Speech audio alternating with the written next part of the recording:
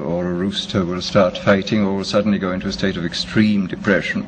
The whole picture of the absolute control of the drives is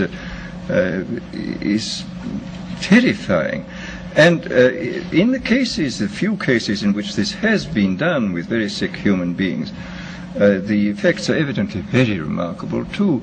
I was talking last summer in England to Grey Walter, who is the most eminent exponent of the electroencephalogram techniques in England, and he was telling me that he's seen hopeless inmates of asylums with these things in their heads, and that these people were suffering from uncontrollable depression, and they'd had the electrodes inserted into something resembling evidently the pleasure center of the rat.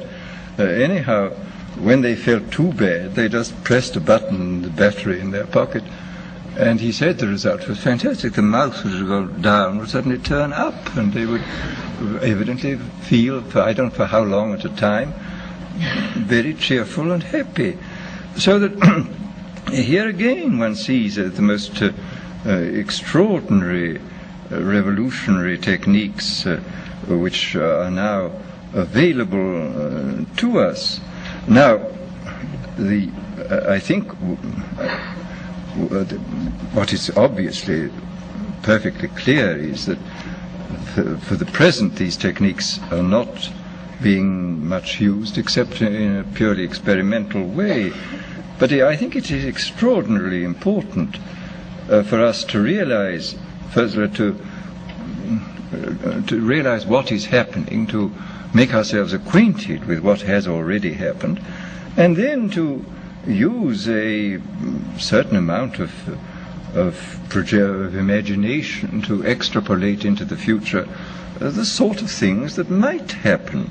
I mean, what might happen if these fantastically powerful techniques were used by unscrupulous people in authority? What on earth would happen? What sort of society would we get? And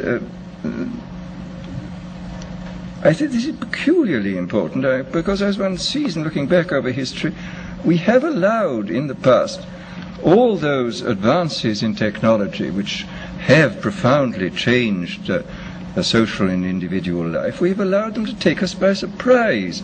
I mean, it seems to me that during the late 18th century and early 19th century, when the new machines were making possible the factory system, it was not beyond the wit of man to see to look at what was happening and to project into the future, and maybe to forestall the really dreadful consequences which plagued England and most of Western Europe and most of this country for about 50 or 60 years, the horrible abuses of the factory system. I mean, if a certain amount of forethought had been devoted to the problem at that time, if people had first of all found out what was happening and then used their imagination to see what might happen, and then had gone on to work out means by which the worst applications of the new techniques should not take place, then I think Western humanity might have been spared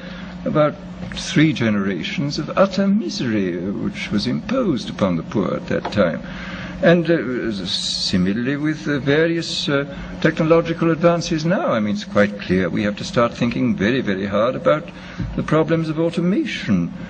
And again, I think we have to think still more profoundly about the problems which may arise in relation to these new techniques, which may contribute to this ultimate revolution. Our business is to, first of all, as I say, to be aware of what is happening, then to use our imaginations to see what might happen, how this might be abused, and then, if possible, to see that the enormous powers which we now possess, thanks to these scientific and technological advances, shall be used for the benefit of human beings and not for their ultimate degradation.